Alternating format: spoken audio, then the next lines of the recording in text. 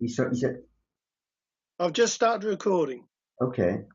And say, every man for himself. And he got over the side of the ship and obviously got the shore, and was then captured at the on the 15th. His captain got away, and he managed to get a boat with a couple of other officers. They got split up, and he managed to get away. And I think he went to Ceylon. He actually sent Dad a letter after the war saying that he went back to the camp. He went back to Changi to see when it was liberated to see if he was there, and he'd heard then that he was safe, and he offered him a job up north. In that letter, I've still got that. I also got in touch with his son about 2 years ago. Now, I haven't done much research for about 18 months because I moved, and so this last sort of 12 months at least, I just been selling the house and getting this one sorted out. Downsized, a nightmare. And he, the Outwind's son, sent me a letter from his father to his mother when he was safe. And in that letter, he actually apologized to his mother for the grammar or the lack of grammar in the letter. Very interesting. So I want these sort of letters to either go to the Arboretum or where would I send those? Well, the way we do it, we're just really internet. But Yeah. Keith Andrews is the best one to get involved with that. Right. Because he'll get them in their museum, because the Cathedral have got quite a good museum. Yes, I'm a member of that, and also the South Wales organizer. But there's so few people in South Wales who come to the meetings. I think the last meeting we had, there's only 4 people turned up, and unfortunately, it's just not worth the effort, and which is a real shame. I never joined Cathedral, but Carol Cooper, who started Cathedral, came into our shop. That was about 1998-ish. And she wanted a computer to start off a new organisation. And I said I could build a computer, which I did do, because I'm a TV engineer and I used to build computers. So I built a computer and got talking to her, and her father died in the Far East, and she had just found out he'd written a diary, and the diary had been sold, and she managed to get it back. And going by the diary, she was organising Cathedral. So I said to her, well, because I used to write pages, I have done since about 1990, write pages for the internet, and I said to her, I've got a few stories that I can put together, and I'll do you a website. So I started off the Cathedral website. I got the domain name and everything, and I did it all on my own back. So I paid for everything. But then about 2000, Dad had just died, so it was just about 2002. She wanted me to go to meetings, and I'll talk to people on the internet like we're doing now, but I'm not particularly a lover of meetings. I'm like my father, don't like crowds too much. And so I said, no, I'll write your pages. And I used to answer all their inquiries. So all the inquiries came to me. I used to email back, answer all the inquiries. And I said, I'm still willing to do that, but I don't want to go to meetings. I wasn't a member of Cathedral. And she came up with 3 books. She gave me 3 books, which are nice books for the work I'd done up to then. And they made me an honorary member, so I still get the things from Cathedral. I'm not a member. And they made me an honorary member. And then she promptly said, being you won't come to meetings, we'll give the website to somebody else. Oh. So All I right. I just gave her a disc with all the stuff on it, and I did give her a bill, not for my labour. I gave her a bill for the expenses I paid out for the domain name, the Mm, hosting. I gave her a bill for that, which wasn't a big bill. It was only a matter of, I think, about £5. mhm, She moaned like anything at me, sent me some really mhm. nasty emails, Oh really dear. nasty ones, and refused to put any links to any of my sites on Cathedral, Oh, which is okay. I stayed away from her after that. yeah, Uh, that's sad. I, well, I had one or two bits and pieces come up with Cathedral after that, but I won't go into them. But Mm, then they got Keith started, because Keith came to the gathering I organised at Yarmouth in 2007. Keith came to that, and I got friendly with Keith, and of course he got on Cathedral Committee. So I do talk to Keith quite a bit, and then Carol stepped down. So since Carol stepped down, they've linked to my sites, because if you look under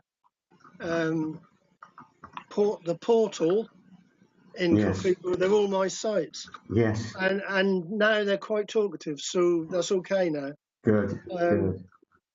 don't get on the wrong side of some women. We're all married to one, aren't we? That's the thing. But Oh dad, dear. my dad was in went up the line in D Force, Yeah, and he went over 43. to That's Chiang 40. Mai. Yeah, Yeah, yeah, he went over to 43. Chiang Mai then into the. I think it was the workshops. He worked. He was in the as I said the RAOC, and he was a Yeah, driver. So whether he went to work in the workshop there, I'm not certain. I had an email from Keith, practically saying that they were probably workshops there, and but I'm not certain how he got down from Chiang Mai then to Takuri, or even where I think Takuri is not far from Rangoon, is it? yeah. That's just north of Rangoon, isn't it, Ray?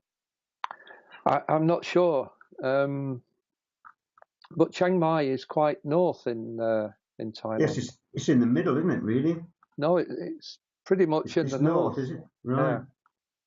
Yeah, Towards it's not China. Laos, Oh, right. Okay. French Indochina as it was then.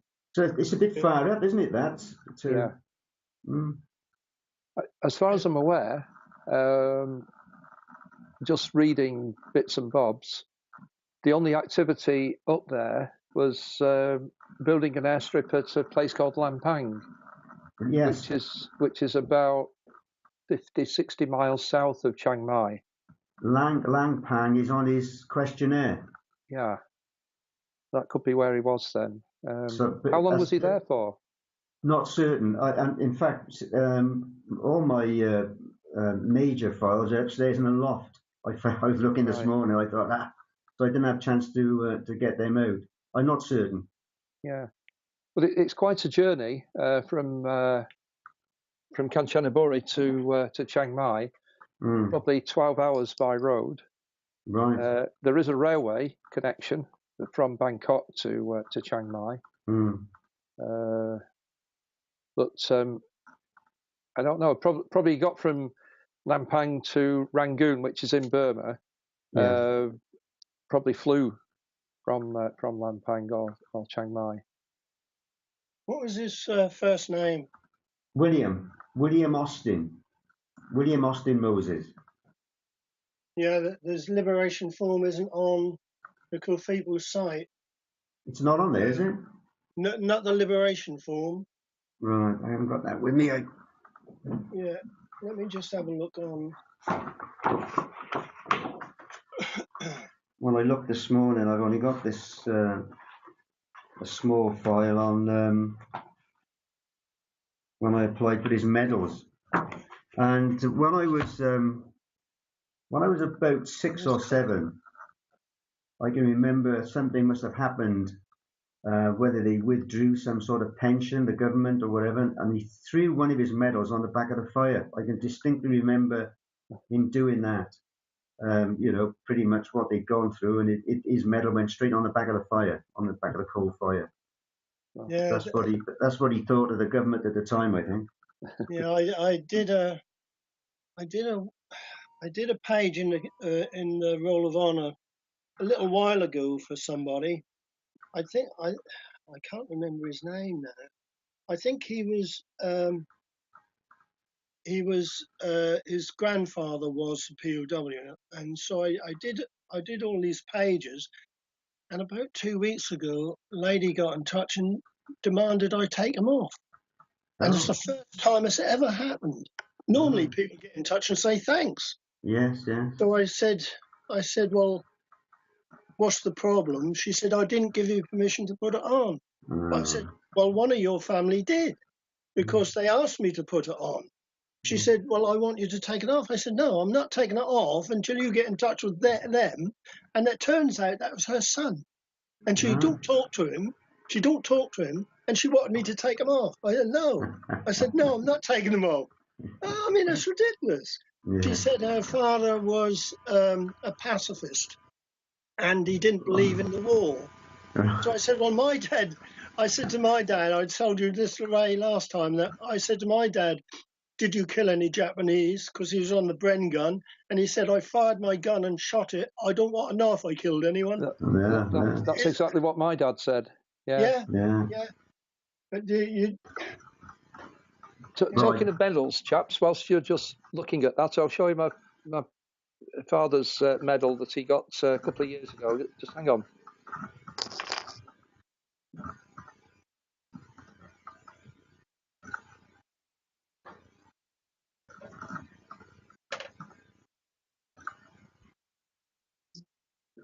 Was it William Albert? William Austin.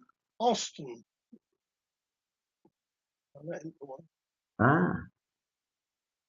That's the French Legion of Honor. Right. Oh, yes. what a beautiful thing. Yes, it is, isn't it? Yeah. God, that is a lovely medal. Yeah. You see, why I say that, Ray, is because when I retired, my craft thing, which I used to do, I can't do it now because my hand shakes so much, but I used to do coins. So I enameled coins. Right. And I used to go to craft fairs and do them at craft fairs. And I loved it. And to see something like that, that's what I love to do. Yeah. And that is really nice. Yeah. That's a beautiful thing. Yeah. Well, he was very proud of it. I'm listening to you. Yeah, that's lovely. That is really nice. He was very proud of it, but I always think that they kind of got that medal for liberation of France in 1944, D-Day and all that sort of stuff. But the FEPOWs never really got anything, did they? You know, not even proper recognition.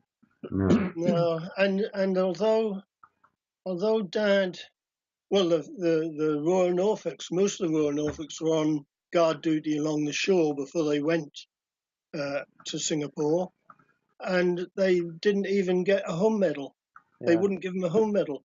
It's ridiculous. It's absolutely stupid. They deserved a lot more than they got. Anyway, William Austin, Private 7633234. 234. Went abroad 1943, the 27th of 3rd month. So 27th of March. 27th of March, 43. 43. It won't be 40. 40, what? 40? No, he went 43. So he went abroad the 27th of March, 1943. That's when he was sent up Thailand. Oh, right. Yeah, 27th of March. Yeah, sorry. Yeah. Yeah. And his POW number was 3083. Yes. And his new POW number was 11725. Why would he have had a new number? When he When went he up went, to Thailand, he would have been given another number, right? and then when he was sent up north Thailand, he would have been given another number. Another. Oh gosh. Yeah. So Yeah. that's why he's got two numbers. Right. He would have had another number, of course, the first number. I'll see if I can find it. You keep talking, Ray, between yourselves. Yeah, I just missed that, John. What is that? A friend of your father's, or that we're talking about, Mr. Austin? No, William Austin was his middle name. Oh, I see. Yeah. Right. Yeah. Right. Yeah. Right. But my name is Thomas John. But I didn't know I was called John until I was 17. Thomas until I was 17. Right. I mean, when I was named after, unfortunately, my father's brother died when he was 10, and he was Right. Thomas John, and I was named after him. But my mother wasn't keen at all on that, and she never ever never called me Thomas, or never. My brother was Alan, and I was John, Yeah. and I didn't know until I produced my birth certificate when I was 17 to take out an insurance policy. Don't worry about that. There you go. Ah, right. That's his.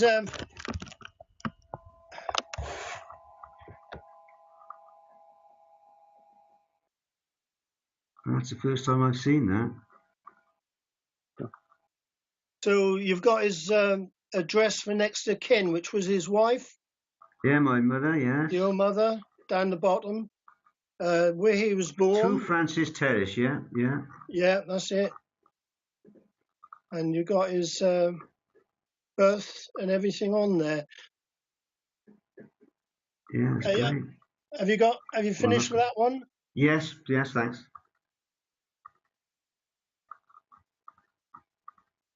Well, this will be on the recording, would it? Yeah, this is the reverse side. Right. So, although they've got the 20th of the 3rd, that most likely was, that's most likely when they left the camp to go, because he definitely went on the 20, I think I said the 27th, didn't I? 27th, yeah. I've actually got the, in amongst my papers, I've got the actual number of the train that he was on, I think, as well. Yeah, that was, well, I've got the 20th. So he went on the 20th on this one. If you look down the bottom right-hand side, Yes. this file says he went on the 20th. So that Right. does coincide. That coincides with the reverse, where the other file said, I think, said the 27th, didn't it? Yes, yes. So did default? If you look on the top left, the date there is the 20th of the 3rd. So that is the date he went. Now, if I just a moment. Yeah. Talk between yourselves. I'll be back. So when I took out an insurance policy when I was 17, chap said to me, "Oh, you filled this form in wrong." And I said, "What do you mean wrong?" And he said, "Well, your name is Thomas John Moses." And I didn't know until I was 17. I mean, in those days, you went to school when you were 5 and you turned up and signed in, and that was the end of it, wasn't it? Yeah, yeah. Not like it is today. That was amazing. But of course, you sit in the doctor's surgery or in the dentist, and somebody says Thomas, and you look around and think, who they call him? And it's me. Most peculiar, that. Right. He was with F Force. F? No, I've got the wrong date. Sorry, just a minute. That was 23rd, wasn't it? Yeah. No, wait a minute.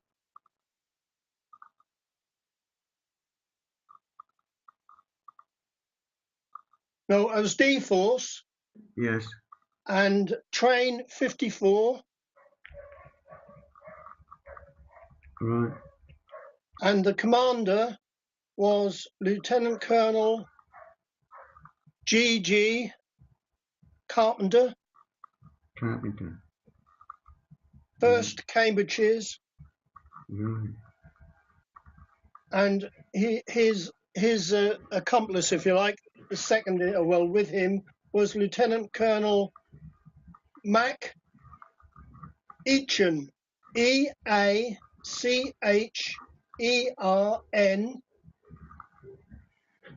Yeah. and he was AIF, Australian. Right. So that was his commanders. Right.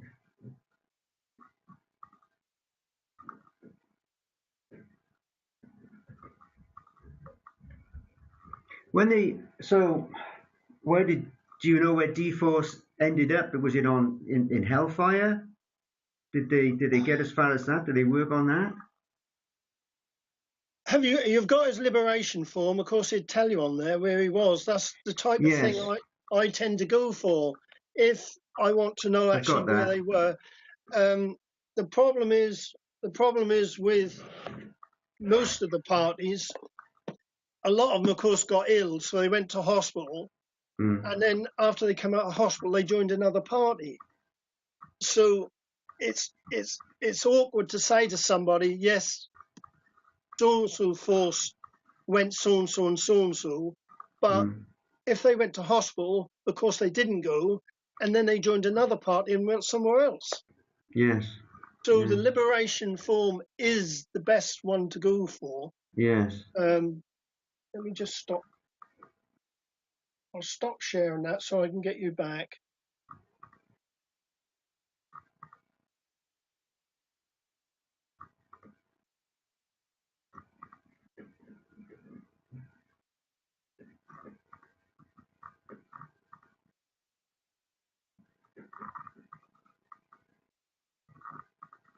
Right, I've got you both back now. I couldn't see you. Well, Yeah. thank you for that. Well, just send me an email, because I don't think I've put your dad on, have I? On On the Roll of Honour? I don't think so. I'm not certain. I tend to try and add anyone. He died in 1965. Oh, He was that's 50. He was 50 when he died. Yeah. Mm. Dad was lucky, really, because he didn't. He lived till 81, and I mean, after the war and the big operation, he did really well. But it's horrible when you leukemia. Yeah. Leukemia was a big one, and that's most of them. The ones that were in Japan, Hiroshima. Yeah. Leukemia tends to be one that, that's horrible, but the atom bomb, yeah. Yes, he had 3 heart attacks. Yeah. And I was 18 then. I was just about 18 when he died. So it was a big blow. Yeah. Just sort of getting to know him, if you like. You're growing up and through school and the rest of it. And yeah. Like me, I didn't really know much about my dad till I was in my teens. We used to go holidays. yeah. Holidays. Before the war, they were saving up for their own place, mum and dad, and then he went off to war, and he left mum with a baby in her hands. They got married 39, and my sister was born. She was about 6 months when he left for the Far East. So my sister Pat didn't know my dad till she was nearly 5. So they'd saved up for a house, and we've still got this coming through, haven't we?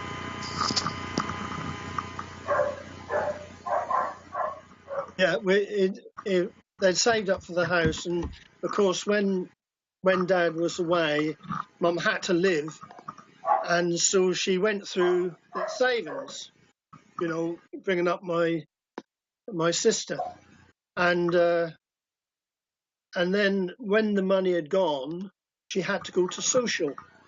So she went to the social for help, and when Dad come back, he got £78 back pay. And out of that, they took the social money. Yeah. That's unbelievable, isn't it? Yeah. And they give money away nowadays, and then they didn't They did. Honestly, that's unbelievable. So we never had, when I was little, Mum and Dad really struggled.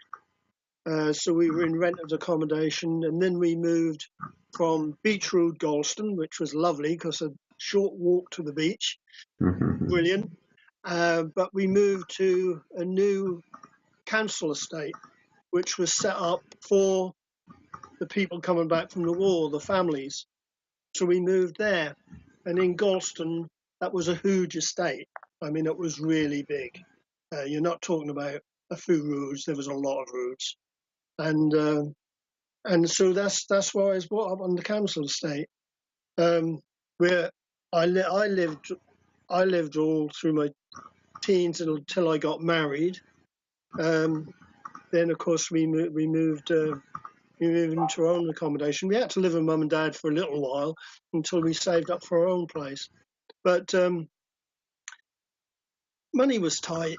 I mean, when I was little, money was tight. So our holidays was to catch the ferry from Galston to Yarmouth across, and Dad used to help me row. I remember that. So they used to row across, and we used to walk from the South Denes, which is because Yarmouth is on a kind of spit. It's only joined to land one end. The other end is the harbour. So it's on a spit, and it's about 3 miles long, this spit. And we used to walk the length past the pleasure beach, looking at the rides as we went. Never allowed to go in and go on anything. We used to walk along the beach to the north end of Yarmouth and watch the boats go round, because they used to have little boats go round. And then we used to walk back, and if lucky, we'd get an ice cream. That was our holiday. Once a year. We always did it once a year. But you appreciate what they did for you, because they didn't have a lot of money. Yeah. Dad didn't drink. He did smoke when I was little, but then he had problems, so he gave that up. But he didn't drink much neither. The most I've seen him drink was when he got older. When he came to live with us, he did like a pint. But yeah, times Well, were. our paths might have crossed, Ronnie, because as a kid I can remember holidaying in Cromer and Sheringham. Ah, great, yeah. And, Well, that weren't till me and Gillian started going up there, and then Dad actually got in Cromer in the British Legion. So we used to take our caravan up to Cromer, go on a site, and then bike, because I used to take my bikes with us. We used to bike down to see him. Yeah. Every weekend. But Cromer's a lot better than Yarmouth now. Don't go to Yarmouth. Yarmouth is terrible. Yeah. You know, you go on Yarmouth Marketplace, and at one time, you know, that used to be a really brilliant place to go on and listen to the store people and everything. But you go on there now, and all you hear is foreign voices. They've put so many into council houses in Yarmouth. It's ridiculous. And then other, you know, young couples getting married in Yarmouth haven't got no homes. That's stupid. It's absolutely silly. But no, we live. You know where Norwich is from Yarmouth? Yeah. We live halfway. We live near Acle. It's Stokesby, and Stokesby is by the river, so we can walk by the river, which is nice. Yeah. Anyway, we're getting off the subject. Getting off the subject. Yeah. John, Yes. if you dig out your father's liberation questionnaire Yes. and find that he was at Lampang, let me know. Right. Because we have friends in Lampang, Right. and I've not, with concentrating so much on Ubon so far, I've not, you know, sort of gone out to the other No. airstrips that were built at that time, but I do believe there was one at Lampang, and I do intend to ask our friend if he's got any information or knows anything about it. So it might be useful. Lampang is on there, on the questionnaire, because I remember when I printed it off first, I couldn't tell from his writing whether it was an L or whether it was an R. Rampang, Lampa, but it's Lampang. Lampang, yeah. Yeah. I'll do that. Yeah. Well, what's your email address, Ray? The one I use is Ubon Research. Ubon Research. At btinternet.com. Okay. Lovely. Ubon Research. Yeah. All lowercase? Yeah. Lovely. Ubon is UBON. Yeah. Lovely. Yeah. Ubon. Ubon. Ubon. Pronounce it properly. Yeah. No, I can say in the Welsh way, Ubon. Yeah. Yeah. Ronnie, after last week, I got the book you recommended by John Coast. Oh yeah. And I got first edition. Yeah, I got the first one. Yeah. Brilliant, isn't it? Have you read it yet? No, I've not started it yet. But brilliant! No, that is really good. Yeah, I got the modern one. I bought the modern one. I bought the modern one, or the latest one. I've got that as well. It's got more stuff at the back, but I like Ray. I like the smell of old books. Oh yes, I love it. I love it. Yeah. The other bit of research I'm doing, John, is at the Ubon camp. The story is not so much about the camp as its liberation, and the liberation was helped or assisted by the Seri Thai, also known as the Free Thai movement. They were the resistance fighters that the Thai people were getting very irritated with the Japanese, and they wanted them out. So this Free Thai movement became very, very strong throughout Thailand, but particularly in the northeast of Thailand, where Ubon is situated. And a British officer from the Force 136 Special Operations Executive, Major David Smiley, he landed in northeast Thailand, quite away from Ubon. It was north of Ubon, probably, I'm guessing now, but about 100 miles, 120 miles north of Ubon, to train the Seri Thai, because Lord Mountbatten, as the chief commander in Southeast Asia, he was planning a D-Day type invasion of Japanese forces, and it was being planned for September 1945. Well, of course, the bomb put that plan to bed. But the idea was to train the resistance fighters to attack Japanese positions throughout Thailand in this case, although Southeast Asia in other cases.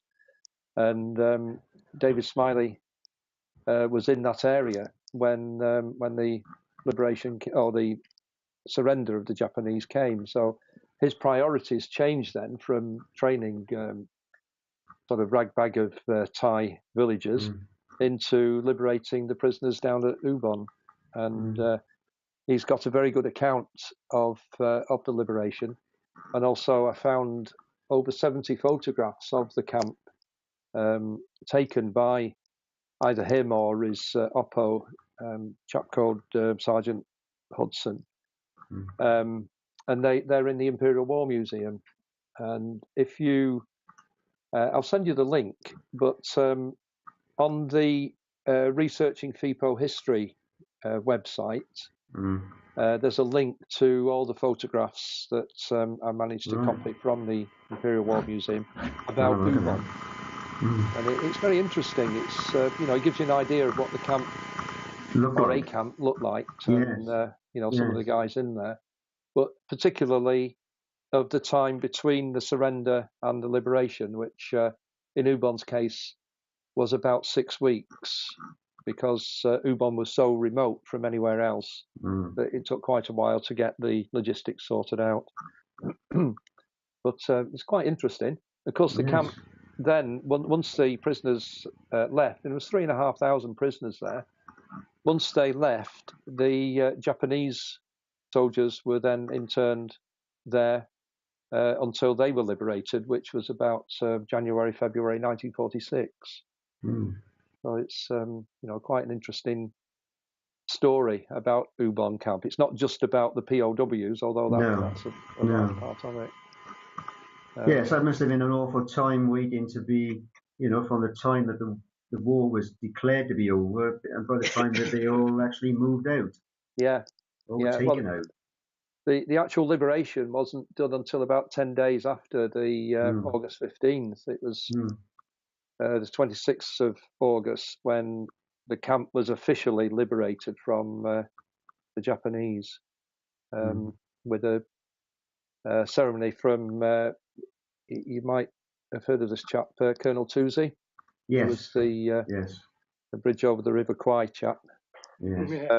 He liberated the camp with David Smiley, and there's photographs of the liberation parade as well, which is very interesting.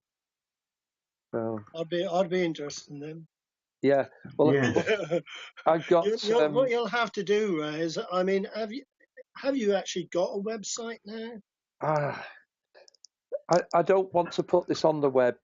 I've had troubles with at least one commercial company plagiarising some of the stuff that I've put on the Researching FEPOW website, and it upset me because the work that I'm doing, it's research, it's proper research. That's to help others. Yes. To help others, not to sell medals. And that's right. The company was doing. One of the prisoners, I can't remember his name now, but he actually won the military medal prior to him being captured and put into the camps. And his collection of medals has come on the market. And this company, that I think it was the London Medal Company, put an advert on the web, and they plagiarised, just copied and pasted word for word what I put on about the Ubon camp. It's a very lengthy description. One thing to do with that, Ray, is what I do. I've got a script, and I put the script on every page. Some of my old pages haven't got it, but all my new stuff has, particularly the Roll of Honour. I put the script on. People can't copy. The only thing they can do is type it out, and people are so flipping lazy they won't do that. I mean, it takes us a long time to put all this together. Why should we? We're putting it on to help people. We're not putting it on to make any money, so we still help them. They can still look at it. But I put the script on, and the script stops people copying and pasting. I've done that because I found a lot of my pages were being put on other places, and I thought, no, why should they? They don't even mention you. Well, that's they put them on. They put the page on and claim that's theirs. I mean, that takes us a long time to do this. Why should? Okay, it's there for people to look at, and it's there to help other people and the family of peoples. That's what I'm interested in, helping people. I'm not interested in the commercial side. And why should we do all this for people to copy and paste? I've actually had one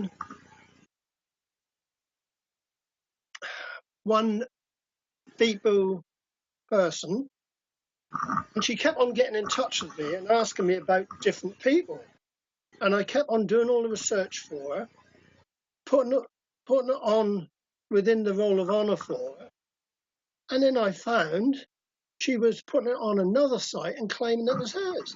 I thought, and all she did is give me one name. She gave me a name. I give her all the stuff. And so I refuse to do anything for her now. I'm not going to do that. We spend a lot of time doing it, and we do it to help people. We don't do it to make money. And I again, she weren't making money, but she was claiming she'd done all this research, and she's, look, this from my research and blah blah blah blah blah, and that's all the information I'd given her. And she couldn't even say Ron Taylor had done this for me, Ronnie Taylor had done this for me, blah blah blah blah blah. She claimed it as her own. I think that's disgusting. Yeah, I honestly do. Yeah. That annoys me. That does really annoy me. Anyway, Camp 2, that's where your dad went from Singapore. Camp 2 now. We Camp haven't got 2, it now, but I which is remember. Tarmacan. Tarmacan, is it? Yeah. Right. I know that we had a card. It doesn't exist anymore. It must. I think my mother must have thrown it out. One of the cards which says I am well, I am ill, I am not being treated. Everybody ticked I am well. Yeah. And that was from Camp 2. I remember that as a kid. I remember. Well, Camp 2, branch 2 branch. In 1943, that's when your dad left. Okay, so that changed names. 3rd 44, but in between that was Tarmacan. Tarmacan, right. Then it changed to Chunkai. Right. But that would certainly have been Tarmacan because that's when he went up. Yes. Yeah. So that's I should think that's the first camp because it is very close to when he had the index card made out. Right. See, my dad, when my dad went up country, he went up 1942, the 6th. He was in the first mainland parties. They didn't have any Japanese index cards then. No. They didn't start them until they got the British to sign, or the Allies prisoner of wars to sign the new escape. That's what actually when they actually started. So my dad's is a bit iffy, his index card, and he was a bit not naughty, but he was a bit. He just put a line through his liberation questionnaire. He put his name and everything, but everything else he just put a line through. Yeah. And I asked him why, and he said, "I wanted to get home." Yes. Yeah. He didn't bother about where he'd been. He wanted to get home. That was it. Yeah. No, so you got the first one, Tarmacan. Right. Thanks for that. That's where the bridge was built, wasn't it? That camp. Yeah, Tarmacan. Yeah. Chunkai. Chunkai was the hospital, I think, wasn't it? Yeah, Chunkai was the main cemetery for the POWs. That isn't where they're buried now, of course, because after the war they exhumed and then reburied. So some of the worst, honestly, some of the worst research I've done is Sandakan, Borneo. That really, the first one of the first ones I did for the site was Lisbon Rue, which really gave me nightmares. Being battened down in hatches and know you're going to sink is not good. No. You think about it, you're in the dark, it's smelly, it's like hell, and it's like you would imagine hell to be. You know you're going to sink. The Japanese set up machine guns on deck, so anyone that went out would be killed, and they battened the hatches down, knowing the ship was going to sink. That was one of the first kind of ones that got me. But Sandakan was horrible. You said, Ray, about maybe an offensive against the Japanese, but that really did happen in Sandakan. Sandakan is northeast Borneo, and the Americans were offshore bombarding Sandakan and the surrounding area, and the Japanese decided they'd move the POWs because they didn't want the POWs behind them when they were being attacked from the front. So they moved them inland, and as they moved them inland, they systematically killed them. Mm. 2,500 men marched inland, and 6 survived, and those Gosh. 6 escaped. Those 6 escaped, and Mm. that would have happened really if the Japanese had instructions. If there was any landing of troops, they'd kill the prisoners. They didn't want the prisoners to live and be joined up with the forces invading. And that would have happened if they had mounted an offensive in Thailand. You'd have found a lot of the prisoners would have died. So Mm. really, the bomb, although I don't believe in the bomb, because you're killing for the sake of killing anyone, it did save our fathers getting home. Mm. Without that, they wouldn't have got home. I'm sure they wouldn't have done. I actually have got a document that was issued to the camps, telling the commanders, giving them the orders to kill the prisoners if there was any doubt on them, being kept a prisoner.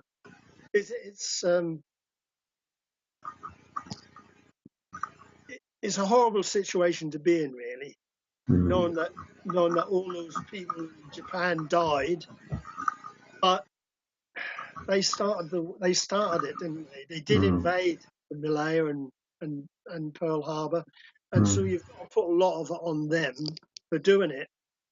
A lot goes back further than that, though, doesn't it? With the Japanese, when they were in China and Nanking, and Yes. all those other situations. I mean, you read a bit about that, and they were just given carte blanche To do what they like. to do what they liked, Yeah.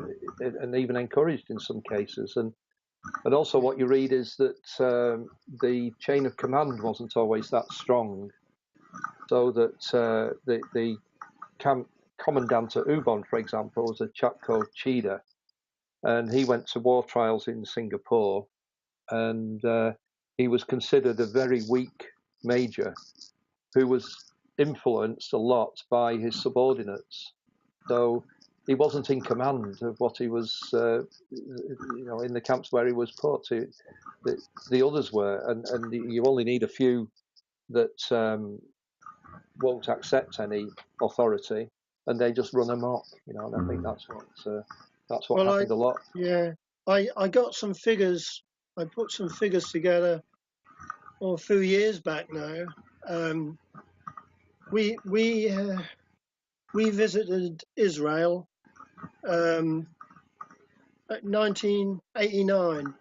We went to Israel, went to Holocaust Museum, did all because I'm not, Ray, I'm not a churchgoer, but I was brought up as a Methodist because my family were all fishermen. So I was a Methodist and a choir boy, but I liked the stories of the Bible. So we did go to Israel, and I looked up some figures because the Holocaust Museum is a horrible place to go. That really is horrible. That's not very nice at all.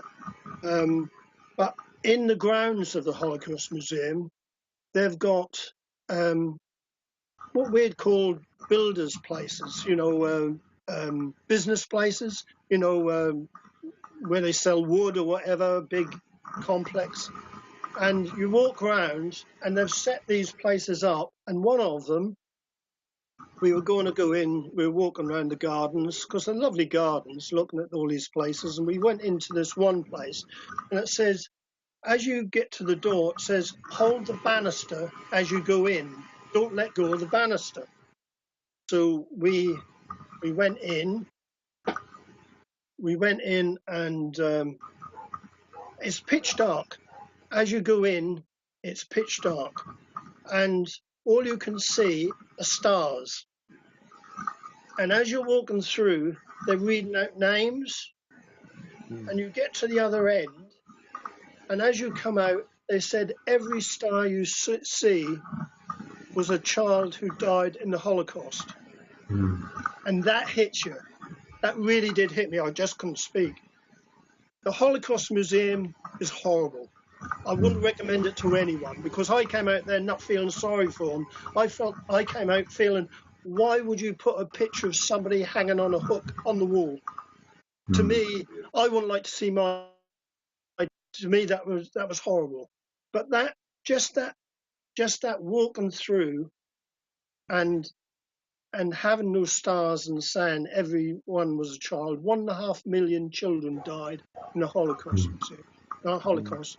But then again, afterwards, I thought about it and I looked up the figures, and there's 5.5 million Jews died in the Holocaust. We were talking about China. Do you know? Have you any idea how many Chinese died? Well, it was in the millions, wasn't it? 25 million. Yeah. 25. Gosh. 25 million Chinese died in the Second World War. It's unbelievable. It's unbelievable. And most of them, Nanking, you know, that's horrible, isn't it? And they don't get no mention. They aren't mentioned. The Holocaust Museum is horrible. Don't get me wrong. It is horrible. What happened to them is horrible. But when you put things in perspective, why didn't the Chinese get that? There's a lot of denial about Nanking, for example, isn't there? Because the Japanese said it didn't happen. they say a lot of things didn't happen. Yeah. I mean, there's the 731, isn't it? They said never existed. Yeah. I mean, yeah. There's statements from Japanese that existed, but they say it didn't exist. Which is, I mean, they'll always deny it. But I think if they came clean to the younger generation and told the younger generation it did exist, learned by mistakes, that would mean a lot more than denying it. Yeah. Well, it would probably put into perspective a little bit more of what we were talking about at the beginning, Ronnie, about North Korea. If that kicked off, you know, the statistics coming out of that, you know, it might just. We're talking about Korea and the Koreans because Dad didn't like the Koreans, and I mean there's been a lot on the Facebook about the Indians. Dad don't mention Indians; he mentions Sikhs. He didn't like the Sikh guards because they used to the worst two. He said weren't the Japanese; they were the Sikhs and the Koreans. But then when you think about it, the Japanese in command used to knock about his next in command. He used to knock the next one about. In Britain, we don't allow that, but they did. They used to knock them right down till they got to the Sikhs and the Koreans, and they used to get really walloped. And they took it out on the prisoners. Yeah. So you can see why he didn't like the Koreans and the Sikhs, because they had to have somebody to take it out on, so it had to be the prisoners. So anyway, have you enjoyed it? Yes. Very good chatting, yeah. Excellent. And sorry if I go off the subject sometimes. No. In the sticks where I live, I don't see many people, and I'm so busy writing things down. As I said to you last time, Ray, this is why I was very friendly with Roger Mansell. Very friendly with him. We used to keep in touch a lot. He used to send me stuff, and I used to send him stuff. And he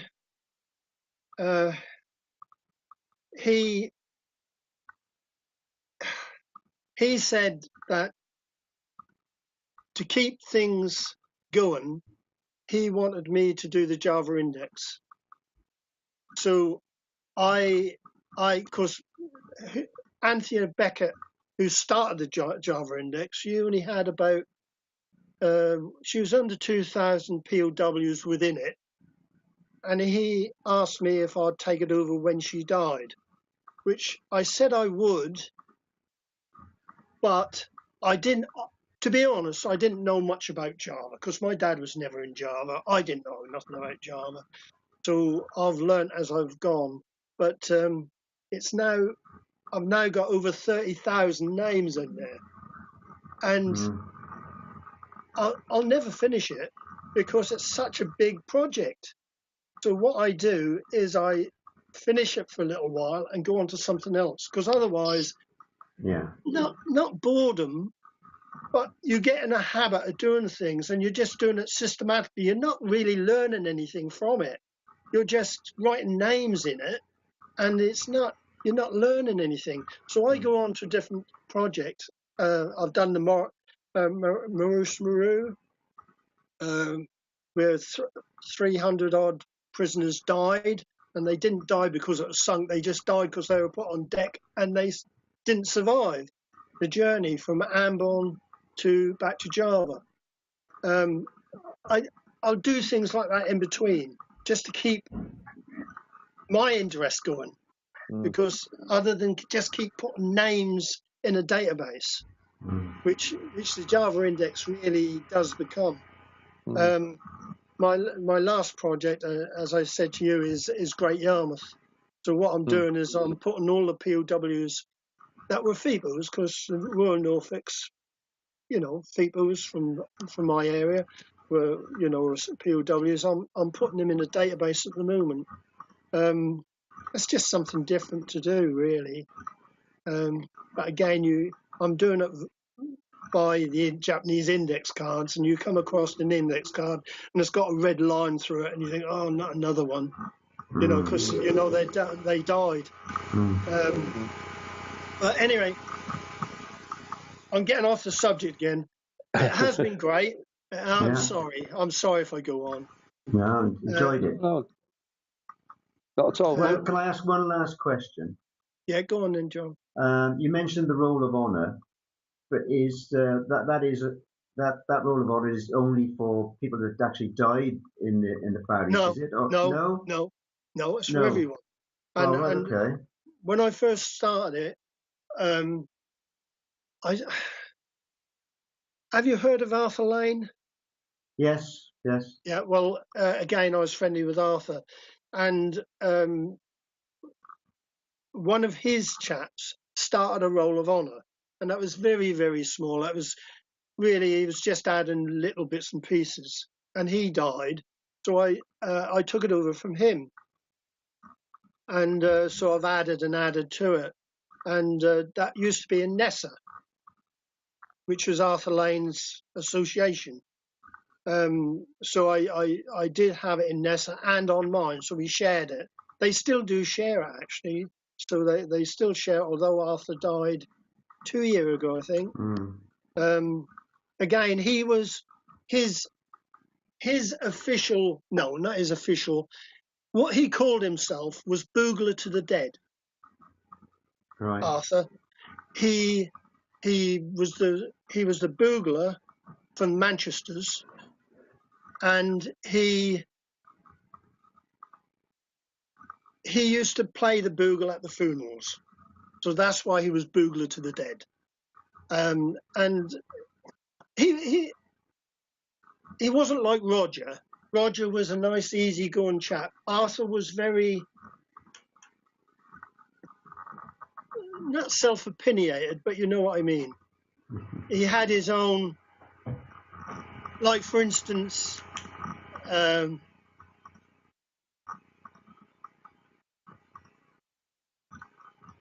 trying to think who he was now. He died in the airplane crash. He was prosecutor of the war crimes trials. I've got the book somewhere, but I can't see it at the moment. Anyway, he died in a plane crash during the war crime trials, and Arthur insisted that he was killed. The Americans killed him to stop him giving evidence, which we don't know if they did, but Arthur insisted on that. But anyway, that's really why I started the Roll of Honour.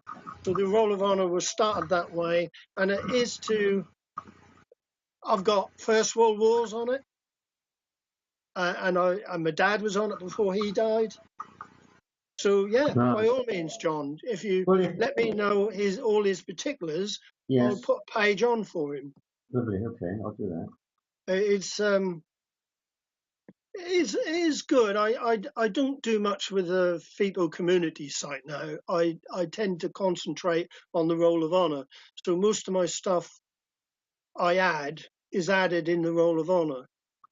Like yours, Ray. Like Ray's. Both my daughters, sorry. Both my daughters are very keen to keep everything going after myself and Diane depart this mortal coil. So they're very keen. Caroline, in particular, went to the Arboretum just a fortnight ago and was very moved when she saw his name come up on the wall that they got there. So that sort of hit it home to her, and they're both very keen to keep it all going. Yeah, yeah. If you send us all his particulars, I'll put it on. Let me just find.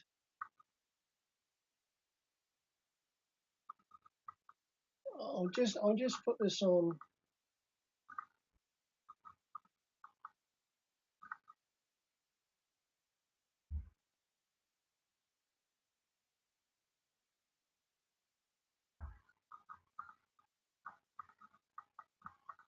Right, this is my Roll of Honour now. So the first bit, the addendum, is really helping people understand the transports, what happened in the transports and everything. The atrocities include Philaley Island, Sandakan, which were atrocities. The camp rolls is where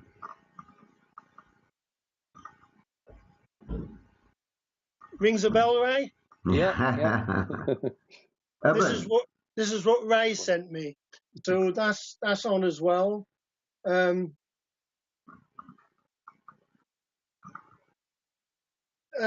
The cemeteries, that's one of my early ones. That was really, I used to get in touch with David from the Commonwealth War Graves. This is before they let you download. And he used to send me text lists of the cemeteries so I could add them. So they were added about 2000, the year 2000. Civilians, that's all the civilians that died. Evacuation ships, that includes all the ships that I know of, you know, from Singapore mainly. Gallant escapes. There are a few escapes, but most of them were executed. The hell ships, and then you just go in and you can go to all the names that died on the hell ships. My father mentions an escape on his questionnaire. There were 4 sergeants escaped from one of the camps. 3 of them were killed, and the 4th one was left for dead, but he survived. And then after the war, became a major, I think, and then had the MBE, I think. Yeah, not. I mean, where was there for them to go? I mean, the only reason those 6 at Sandakan managed to survive was they actually met some Australians that had been sent in to make the way clear for the troops to go in, and so they got taken by the Australians back, so they survived. But anyway, my hometown. This is the one I've just put on. And I haven't got mine on yet, but this is one I'm doing for Peter Thatcher, who's now joined the Facebook pages. And see, these didn't actually die, John. Right. He didn't die. But you see, I've added pictures and what happened in training. what ships they went out on with the 18th Division, Yeah. where they were, because the 2nd Cambridges did actually go into Malaya. They got there earlier. They were on the Mount Vernon, and so they went. They got there earlier, so they were sent up country in Malaya, and then the map of Singapore, where they were in Singapore, and then the index cards. I always put the index cards on if I can find them, and if I can find where they were in the camps. Mainly, the best thing to do is try and find the liberation questionnaire. Yes. And then you'll get the camps written out. So that's what the Roll of Honour is. It does take a lot of my time up, but there's so much information on there now. Yes. The thing is, I'm doing one thing, and somebody would come up, like the chap from Peter from Wisbeach, and he came up, and I thought, yeah, I've been meaning to do that for years, and I've never done it. So I thought, yeah, I'll do Yarmouth. So someone sends you and you think about it, you think, yeah, I haven't. I honestly was meaning to do that, because the reason I started doing the Roll of Honour was my father. My father had this thing that he felt guilty about getting home and leaving his mates behind. So when I started the Roll of Honour, I started it for him. So this Roll of Honour really is his mates that were left behind. So the Yarmouth one will cover a lot of his mates.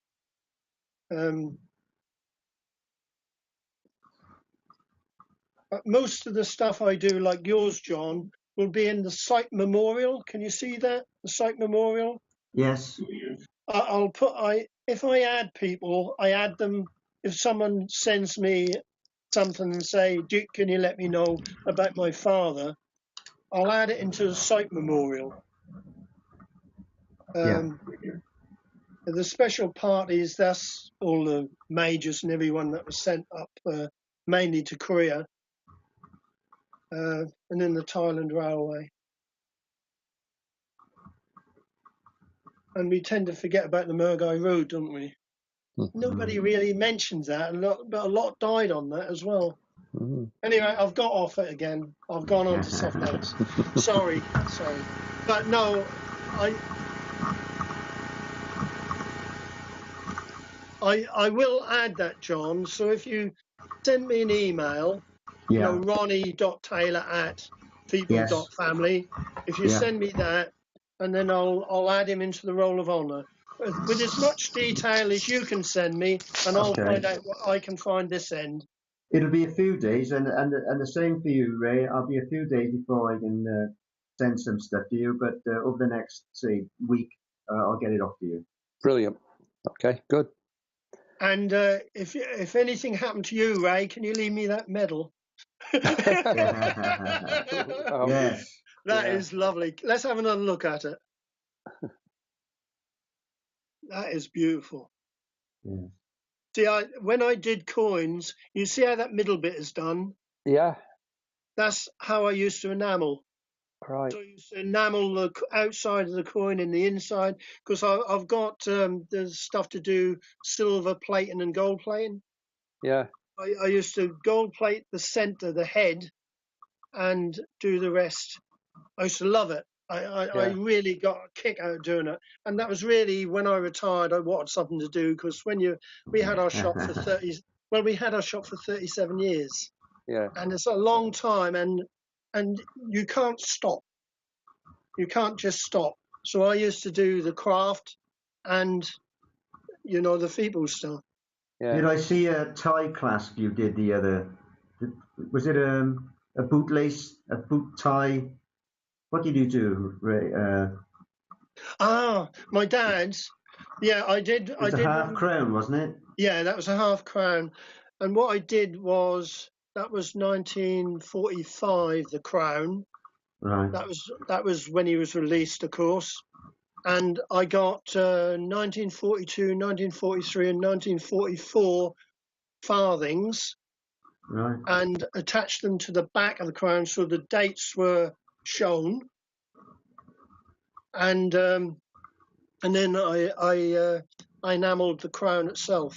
I didn't enamel the farthings. I just left them, but I enamelled the crown. I loved it. I used to love doing it. And again, it's something like the FEPOWs. You go to craft fairs and you get talking, because the reason I did them was for the births. So somebody would come in and wanting a present for the son or the father or whoever, and I'd get the coin for the date of birth. So the coin was the actual date, and then I'd enamel it and do it as cufflinks. Chap came in and he said, can you do me some threepenny bits, and can you do me them as cufflinks? So I did them, and they are really lovely when you do them properly. And I did them black surround, and did them as cufflinks. And he came in again and he said, can you do me another pair of cufflinks? And he gave me a date, so I did him them. And I said, 2 pairs of cufflinks? He said, no, they're House of Commons. He got them from people in the House of Commons. So my cufflinks would go around the House of Commons. That was brilliant. And then he brought his father in, and his father had a tie pin. No, he didn't have a, because I didn't got mine on. I just wear one. But he had a tie pin and cufflinks for his birthday. His son bought them for his birthday. I just love it. That was really great. You got a kick out of it, like I do when I do the FEPOW stuff. You got a kick out of it because you don't charge a lot. You just, I mean, my cufflinks were $15.99 a set, and the coins cost me enough.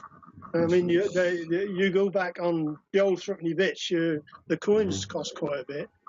So no, they were, and then the fittings for them, so they weren't excessively dear. But I noticed now I've finished, there's a local person now who started to do them, and they're charging £45 for a set of cufflinks.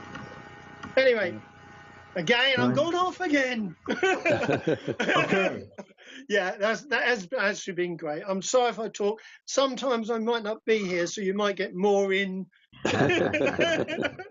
Finish quicker. Let's talk. So, but anyway, thanks a lot. When's the next meeting, Ron? Well, the next one will be a proper meeting. This is just a trial. Another trial. So the next one will be the first Sunday of next month. Right. Okay. I have got one tomorrow, but I'm only doing it because Martin wanted to do it for. I originally put it down for tomorrow. That's actually the 1st of October. Yeah, the first. I will send an invite out, so you will get one. Yeah. You'll get an invite telling you the date and everything.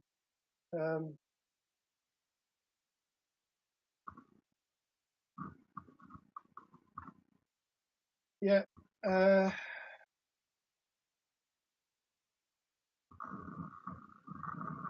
Yeah, 1st of October, and then we'll leave it a week, and then the second will be the 14th on a Saturday. Right. So that'll be roughly about halfway through the month, which will work out about right. And then the next month,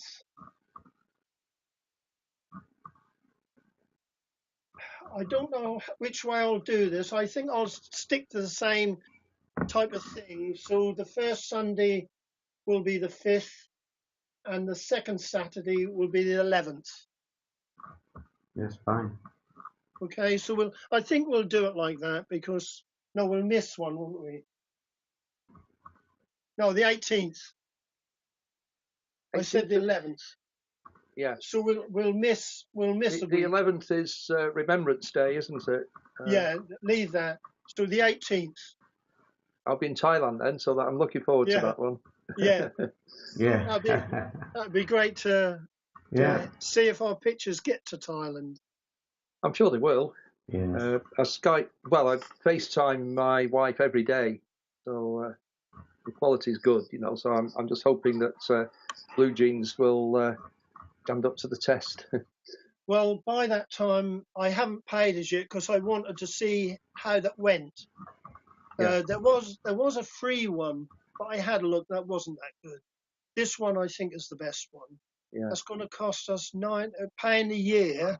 It's going to cost us £9.99 a month, £10 which a I month. think is good because we'll at least get 2 meetings per month out of it. Yeah. I'll pay at this end. Everyone I invite don't pay, so it's only one payment. Where I have had people get in touch and say, well, it's going to cost a lot. It's going to cost so many pounds each. No, it's not. It's I do the invite, and then the people I invite don't pay. I've sorted that one out. I've got in touch with them, and it is right. So it's only costing us £9.99 a month, which is near enough £10. So you can say 120 a year, which isn't bad because hopefully I'll get people like Keith. And if I can stay on the subject, I might do one myself. Ray might do one. Yeah. Okay. Yeah. And we can do in between these ones I'm talking about, we could do a research person talking about something. And then people asking questions afterwards.